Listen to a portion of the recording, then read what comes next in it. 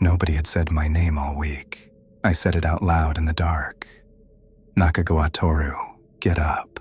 Toru Nakagawa was 26 years old, and he had the kind of face that people forgot while they were still looking at it.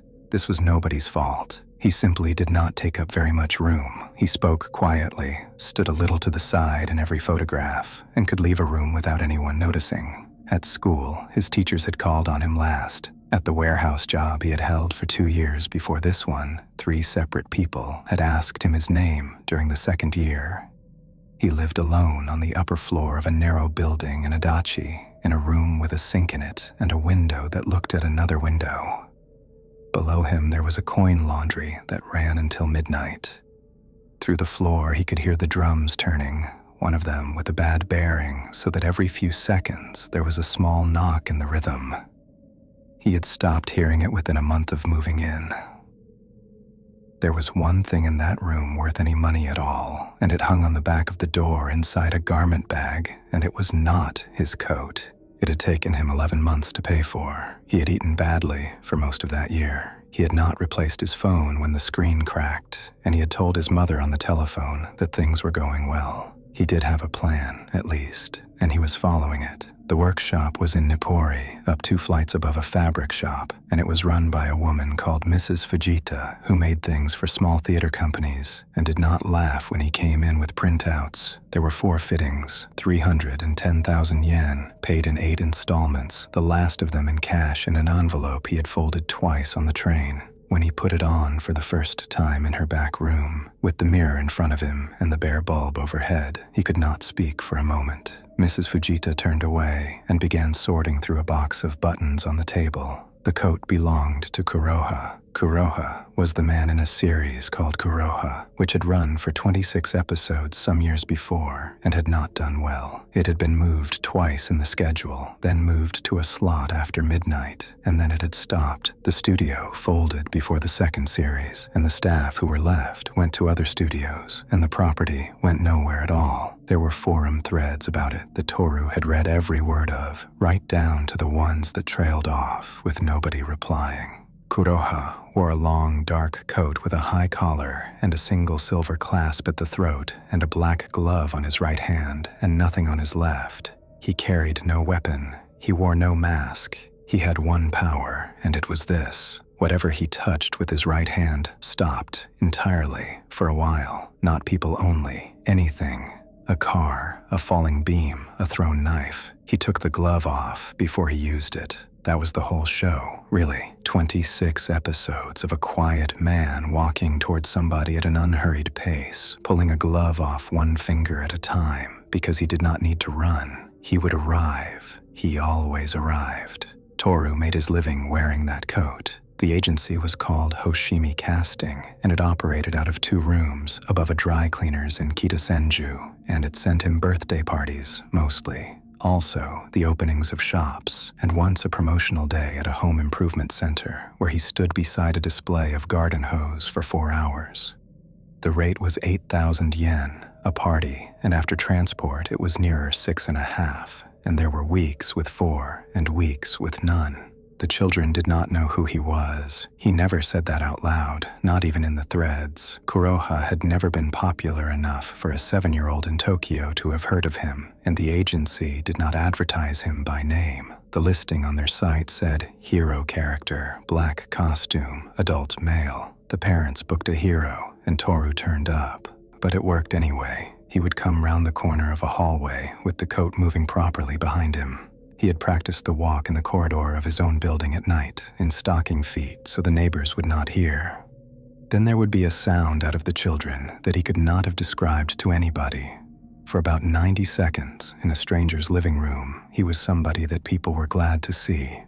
Afterwards, the parents paid him at the door, usually while looking at their phones. He found the disc on a Tuesday. There was a place at the end of his street where people left things they could not be bothered to carry any further. A mattress, some broken shelving, bags that had split at the corner. He walked past it twice a day and had long since stopped looking at it, but it was a bright afternoon, and something caught the light, and he glanced down, and there was a disc lying face up on top of a bin bag. He picked it up because it was there. It was on top, it was clean, and he was walking past. He never found a better reason for it than that. There was no case and no printed label. Somebody had written on the top surface in blue ballpoint, pressing hard enough to score the plastic, and what they had written was a date. It was in March, some years ago. It meant nothing to him at all. He put it in his pocket and went upstairs and did not think about it again until nearly 11 that night when he was eating, standing up at the counter, and saw it lying by the sink.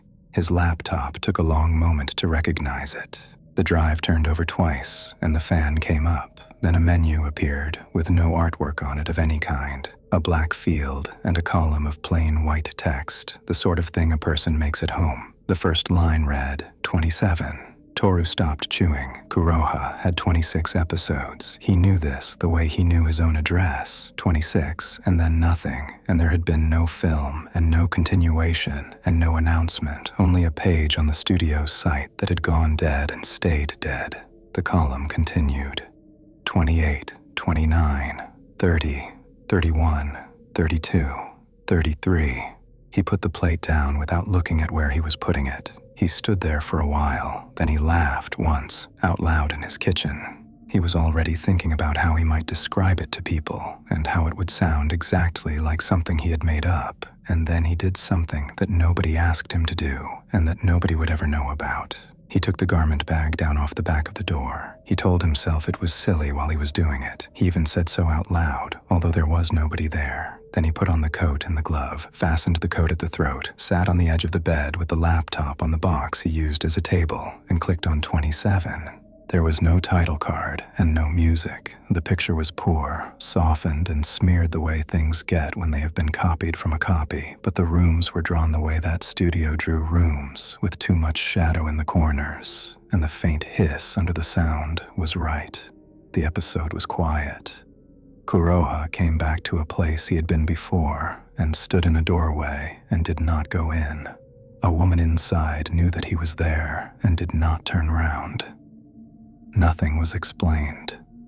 Near the end, he walked down a street in the rain, and the rain was drawn badly, in long gray strokes that did not always match between frames, and Toru did not care about that in the slightest. When it ended, he sat in the dark for a while, with his hands in his lap and the glove still on. Then he said out loud that he would watch one a day. He would make it last the week. He said it firmly, as though the decision needed saying. He slept better that night than he had slept in years. He had a party on the Wednesday in Koto, a boy turning 6.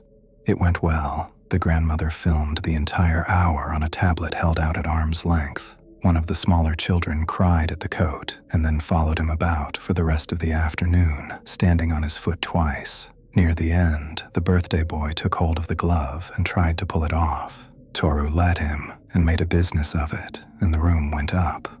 At the door, the father took a folded envelope out of his back pocket and held it out and said, "Thank you, thank you. That was great, that was really great," while he looked at his phone. He was still saying it as he closed the door. Toru said goodbye, probably. He could not remember afterwards. He got home at 7, and he did not take the coat off because there was no reason to, and because he had decided to watch at 11, and there were 4 hours in between.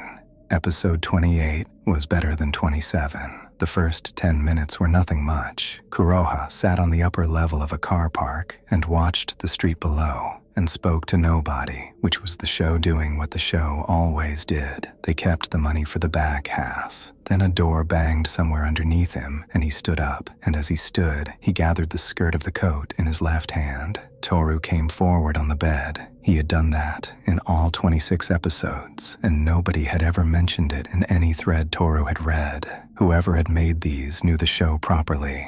They had noticed the same small things he had. There were 3 men on the level below. The one in the middle laughed when he saw who was coming down the ramp. The one on the right did not laugh. The one on the right shifted his grip on a length of steel pipe, and Toru noticed that because that studio always showed you the hands. Kuroha came down at a walking pace and took the glove off his right hand, one finger at a time, and put it in his pocket. The one with the pipe swung first, and swung well from the shoulder. Kuroha did not duck and did not step back. He put his bare hand flat on the middle of the pipe. The pipe stopped. It stopped in the air with the man's hands still on it. Everything that had been moving went on moving, except the pipe. The man's feet came off the concrete, and he went round it and landed flat on his back. The pipe stayed exactly where it was, hanging at chest height with nothing at all holding it up. Toru made a sound. He watched it twice. Then he watched it a third time, because on the second pass he had seen that they had drawn the reflection of the strip lights along the pipe and kept it correct while everything else rotated around it. It was 3 seconds of unnecessary work, and he loved them for doing it. The rest was quick. Kuroha walked to the middle one, unhurried, and the middle one stopped laughing somewhere around the second step and began to say something in a voice that had gone up in pitch. Then Kuroha put 2 fingers against the side of his neck. The sound was odd in that part. The man's voice came from too far away, as though it had been recorded somewhere else and laid on top afterwards, in a room with no walls in it. Old shows did that. Toru knew of at least 2 that had done it worse. There were no end titles. The screen simply went black. The last thing in it was the floor of the car park, with a plastic bag lying open on it and the oranges out of the bag scattered wide, one of them still rolling. Continuity, he thought. Somebody had put the bag in the wide shot for scale and then forgotten to take it out again. It made him laugh. He liked mistakes like that. He closed the laptop at about 11:45, tired in a heavy, satisfied way, and he hung the coat up and got into bed and was gone in under a minute. In the morning, there was dried mud along the outside edge of both shoes and a smear of it up the back of the right heel. He looked at it for a second while he was eating and thought, without any particular interest, that he must have come back through the park. Thursday, and no work. He cleaned the shoes, which took 10 minutes. He did his washing downstairs and read most of a magazine somebody had left on the folding table. At some point in the afternoon, he remembered the date on the disc and typed it into his phone and got a page of nothing. A train timetable change, a small earthquake off Ibaraki, a footballer's transfer. He tried it with the studio's name after it and got nothing at all. He put the phone down and did not think about it again. Episode 29 was longer than the others, and there was something in it that he did not like, and he spent a good part of the following day working out why. It was set in one of those outdoor stairwells that run up the side of an apartment block, and Kuroha went up it slowly, with the rain coming through the gaps in the railing. At the top, there was a man who had been taking money out of the residence for 2 episodes running, or at least out of one woman who had a scene at her door where she counted notes into her own hand twice before she opened it. Kuroha did not say anything to him. He never did. But he took the glove off at the bottom of the stairs, which was wrong. Kuroha took the glove off at the last moment in front of the person so that they could see it happening. He had done it that way for 26 episodes. Taking it off early, alone on the stairs, was not like him. He turned it over for most of the next day. In the end, he decided that the animator had wanted the hand bare for the shot on the landing where rain ran over the skin. It was a good shot, and the show had never been precious about small things. Besides, these episodes came after 26. Time had passed. Perhaps Kuroha took the glove off earlier now. Perhaps he was tired of the performance. He was pleased with that. It felt like the kind of thing you could post, if there had been anybody left to post it to.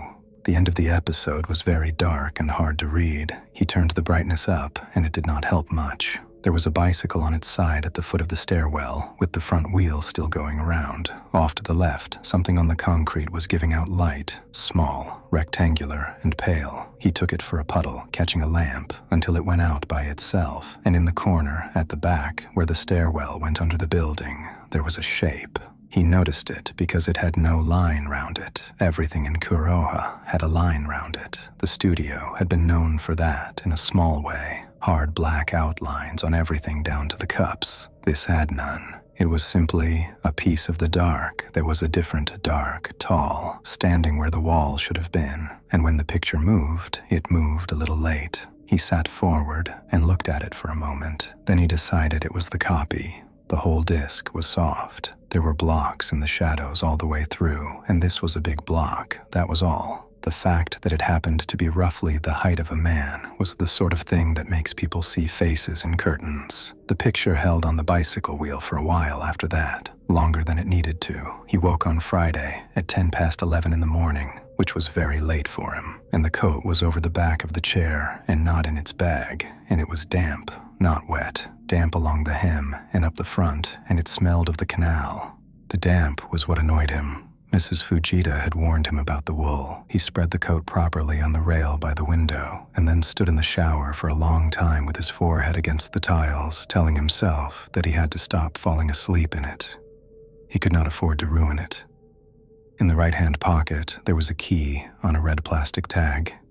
He put it in the dish by the sink, where he put things that were not his and would have to go back. There was already a lighter in there and a hair clip. The television in the coin laundry ran all day with the sound low, up on a shelf beside the detergent, and it was on when he went down with his bag on the Friday afternoon.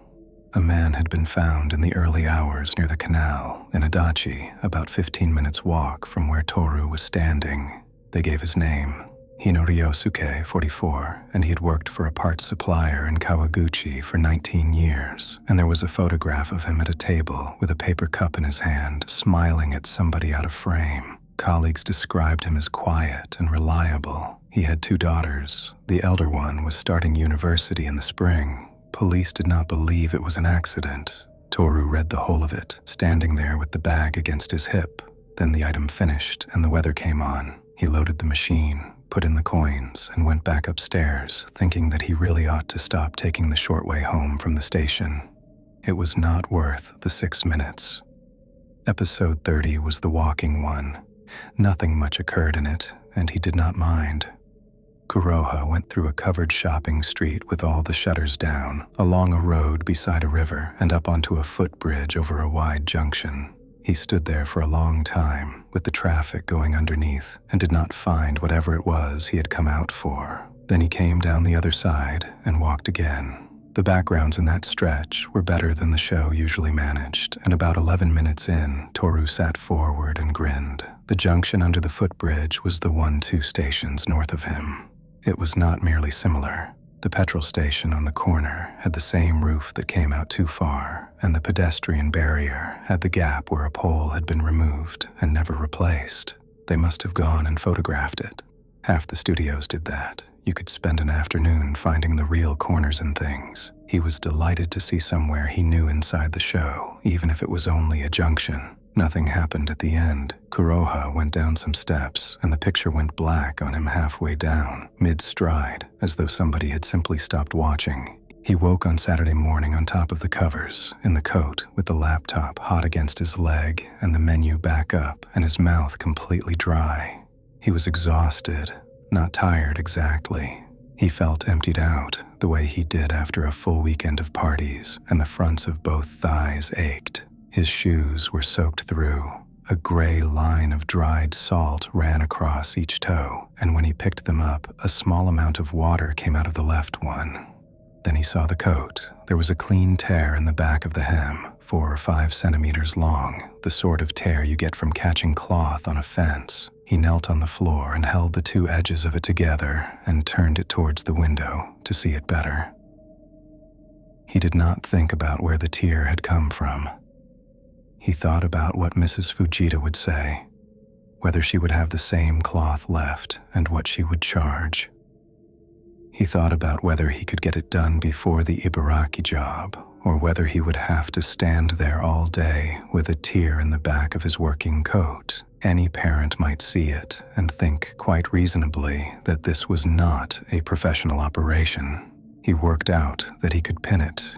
3 safety pins on the inside held the tear closed. He sat back on his heels and felt better.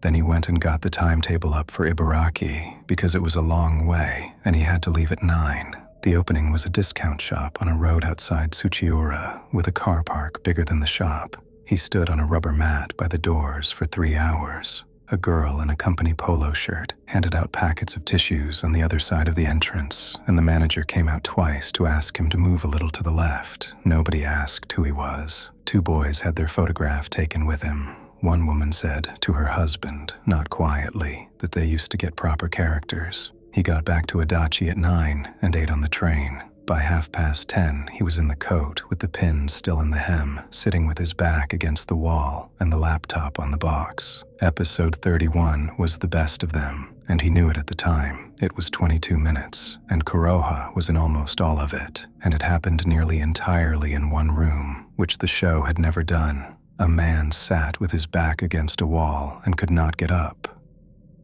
Kuroha had put a hand on his ankle in the corridor, and the ankle would not answer. Kuroha stood a little way off, with his hands at his sides, and waited for whatever it was he waited for. And the man talked. He talked for 11 minutes, he explained. He said there had been a misunderstanding, that it could be sorted out, and that he had money in the flat. He offered it twice, and then stopped offering.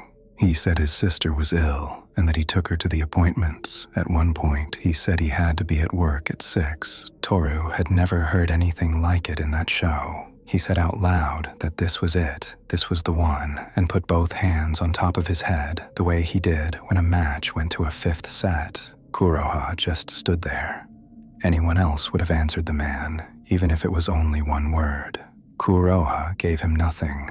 Toru did not think it was cruelty. There was simply nothing to discuss, and the man's talking was not going to change anything.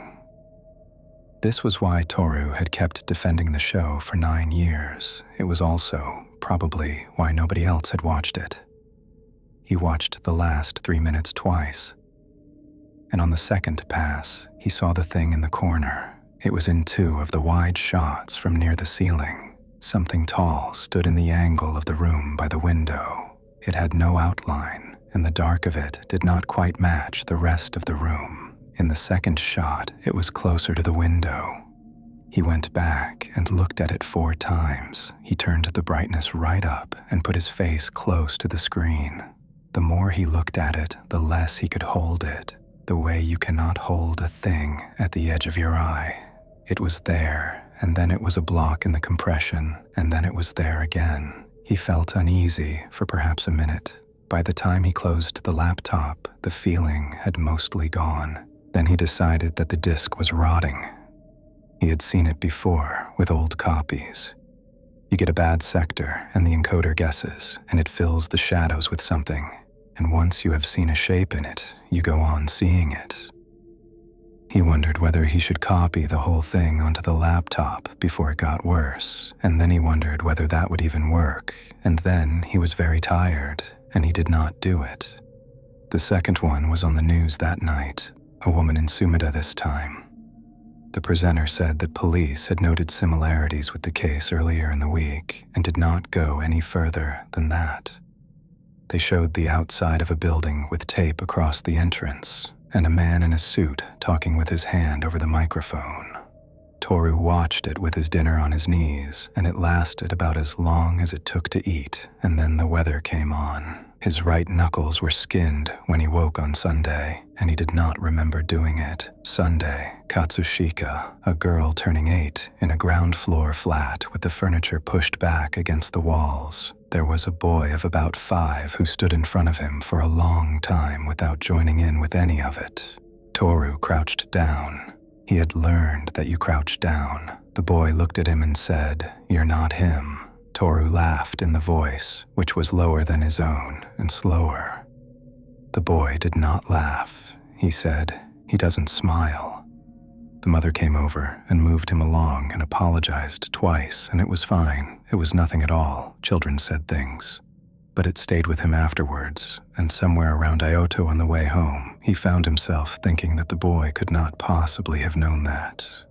There was no way. He had checked the agency listing himself, and the listing did not name the character, and there was nothing anywhere, not on television, not on any shelf, for a 5-year-old in Katsushika to have seen. The thought pleased him for the rest of the journey. Somebody knew, somewhere out there, somebody still knew. At Kita-senju, a woman looked at him on the platform. He was in the coat. He always traveled in the coat, with an anorak over the top of it. The changing arrangements at these places were usually a stock room, and there was never anywhere to hang anything, but the collar showed, and the hem showed under the anorak. It was obvious enough if you had any eyes. She looked at him for long enough that he began to prepare his answer. It had happened perhaps 4 times in his life. Somebody came over, asked where they knew the costume from, and Toru got to tell them. Then she took her bag off her shoulder and held it against her front with both arms and walked away up the platform, past 2 open doors, and got on further along. He did not understand that at all. He turned it over on and off for most of the evening and could not make it fit anywhere, and in the end, he decided that she had been unwell. By that night, there had been a 3rd body, this one in Arakawa, and the presenters had stopped saying similarities and started saying the same person. Nobody had used the other phrase yet, but you could hear them going round the outside of it, the way people go round a word. Episode 32 was a waste. Almost nothing happened in it. Kuroha was on a roof, and then he was in a car park, and then he was back on the roof. In the middle, he sat with his back against a water tank, while the sky went from blue to gray to dark behind him in about 40 seconds of slow fades. Then it was night, and he was still sitting there. Toru checked twice that it was still playing. They had run out of money, obviously. That was why the studio had gone under, and you could watch it happening in front of you. It made him feel almost tender towards them, some poor soul in an office, being told there was nothing at all for episode 32, and doing what he could with a water tank and a sky. The other one was on the far side of the roof, sitting as well. Toru noticed it in the same way he noticed the water tank. It did not move. By then, he had stopped thinking about the compression. The figure was simply part of the roof, and the only thing that bothered him was that the episode had spent 4 minutes showing 2 people sitting still. He finished it out of loyalty and closed the laptop at about 11:30, disappointed, thinking that 33 had better be worth it after that. He came round on the floor by the door. There was light in the room, proper light, and the shape of the window was on the far wall, up near the ceiling, which meant it was well past 9. He was on his side, with one arm underneath him, and his knees drawn up.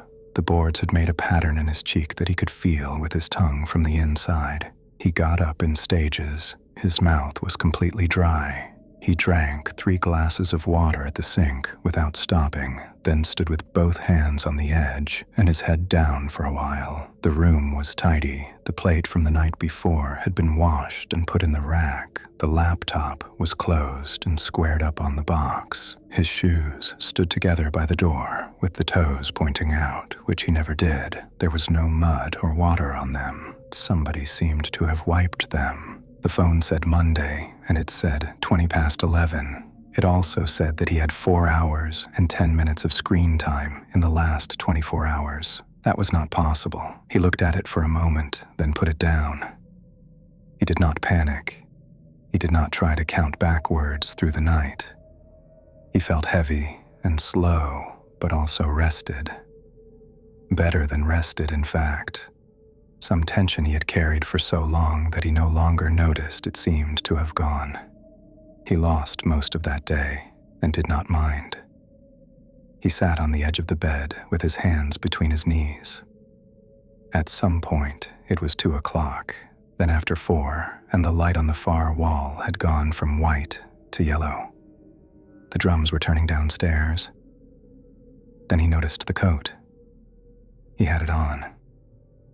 That was not new. That had been true all week. But he stood up and turned in front of the mirror on the back of the door and turned the other way and put his shoulders back. It fitted, not the way it had fitted. It sat down flat across the top of the back, where it had always pulled a little when he raised his arms. The sleeves came to precisely the right place on the backs of his hands, and the collar stood up on its own without being pushed. He put 2 fingers inside the throat, and there was no gap. There had always been a gap. He had a strip of black felt in the drawer that he used to pack it out on hot days when he sweated and it slipped. The hem at the back was whole. He put his hand round and felt for the pins. There were no pins, and there was no tear. The cloth there was the same cloth, and it had the same weight. There was no line in it at all. He got the phone and rang Mrs. Fujita. He did not really know what he was going to say. He said that the coat had settled beautifully, and that he had wanted her to know because she had told him it would take a season, and she had been right, and he was ringing to say thank you. There was a pause on the line. She asked him to describe the clasp at the throat. He described the clasp. She said that she had never used a clasp on anything. She said that she used a hook and a flat bar, always, because a clasp catches on a standing collar and pulls the line over. She had put a hook and a flat bar on his, and she remembered it because he had been particular about the collar. They had done it twice. He laughed and said he must be describing it badly. She said quite slowly and not unkindly that whatever it was he had on, she had not made it. He got off the line fairly quickly after that. He was embarrassed more than anything. She was getting on, and it had been the better part of a year, and she must have made 200 things since his. At 5:30, the agency messaged to say that the Tuesday party had been canceled by the family. The reason given was that the parents did not want children coming across the district in the evening at the moment with everything that was going on. That was 6,500 yen. He sat down on the edge of the bed with the phone in his hand and worked the week out again. It came to a good deal less than what he had told himself on Tuesday it was going to come to. He said something short and unpleasant into the empty room and put the phone face down on the box. It rang 20 minutes later, and it was his mother, and he did not answer it. He meant to ring her back. He looked at the screen while it rang and thought that he would do it later in the evening, after the episode. By then, he would be in a better mood and could tell her that the coat was working out, that the work was steady, that things were going well. On the news at 7, they used the phrase, they put a map up with 3 points on it, and the police asked people in the areas shown not to walk alone after dark. Then they read out a description that a witness had given at the third address. Tall, they thought, in a long dark coat, seen going away from the building at some time after midnight.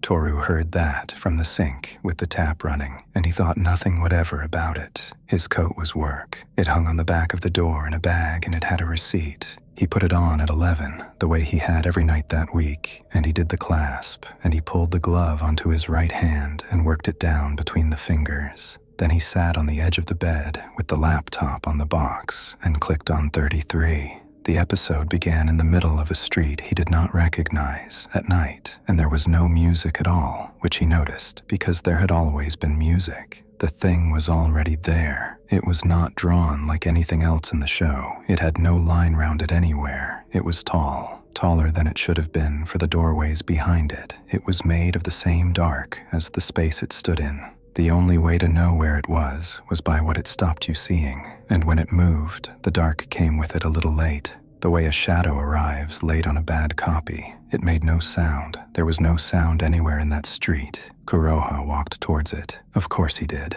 He put his left hand up and took the glove off his right, one finger at a time. Toru put his hand over his mouth, and then the picture went white at the edges and then white everywhere, the way a copy does when the copy is finally gone. The sound cut out. Toru said something out loud to the room, and the room was not his room. It was cold. There was wet under one knee. Above him, there was a low concrete ceiling with a strip light in it that was buzzing. There was a smell of standing water and old cigarettes. A long way off, on the other side of everything, a train went over a bridge, and the thing came out from under the strip light. It put its hand out and touched him below the collarbone. Through the coat, the cloth opened, and it was nothing. It was a scratch. It was less than you get catching yourself on a nail in a door frame. I have never felt anything like it in my life. I want to be clear about this because I do not think I understood it before, and I would like to have understood it. It went through me. It was not on my chest. It was in my teeth and in the backs of my legs and in the roots of my hair, all of it at once, out of a cut you could have covered with a stamp. I went down onto the wet. I remember thinking about the coat on the wet. Then I shut my eyes as hard as I could and opened them again, and it was still there. I hit my own arm. That was a stupid thing to do. It hurt as well, and it hurt in the ordinary way, which was worse, because I knew the difference now, and there was a difference. I said my own name out loud. I said, Nakagawa Toru, get up. Nobody had said my name all week. I thought of that as soon as I heard it. My own name sounded wrong in my mouth, like a word written too many times in a row. Then I got up, because he gets up. That was all I had. I want somebody to know that I did have it. I pulled the glove off. I did it properly, one finger at a time, and my hand was shaking so badly that it took 2 goes on the last one. and then I put my bare right hand flat on the front of that thing, and I held it there, and I said, "Stop." Nothing stopped. It was like putting your hand into a doorway. There was cold coming through from somewhere else, and there was nothing in it to touch. My hand was only a hand. It was the hand I eat with, and I was standing in an underpass at 11:30 at night in a coat that cost me 11 months of my life, telling the dark to stop. I thought of the boy from Sunday then, the one in the flat in Katsushika. "You're not him," he had said. I had crouched down and laughed at him in a voice that was not mine. I hit it. I did. Twice, I think, and the second one went through, and I went with it, and my shoulder hit the wall. It took my arm above the elbow. I am not going to describe that. Nothing had ever happened to me in 26 years that I could not stand. Not the warehouse, not the 11 months, not any of it. I had not known there were things like this. I did not know. And then, for about as long as it takes to breathe in, I saw a plastic bag on concrete with the oranges out of it. They felt this. That is all there was. It was not sorry, and it was not anything else. It was only that, arriving very late, the way the answer to something comes to you on the stairs after everyone has gone home. Then it was quiet. It went quiet the way it goes at the end of an episode when they take the sound out from under everything. I was on my back, the strip light was going, and water was coming along the gutter beside my head. Somewhere over on the line, a train was going somewhere with people on it. The coat had come open. I got my left hand across and held the two sides of it together, and I could not do the clasp. It stood over me for a moment, and then it was not there. It never looked at me. Not once, not on the way in, and not on the way out. It had not come for me, and it did not know that I was there. I had been in its way, in a coat, at the end of a street, the way you are in the way of a train. I would like to have been looked at. It was a Monday, and it was very late. I lay in the underpass with my hand on the front of my coat. The light buzzed, and the water ran, and nobody came.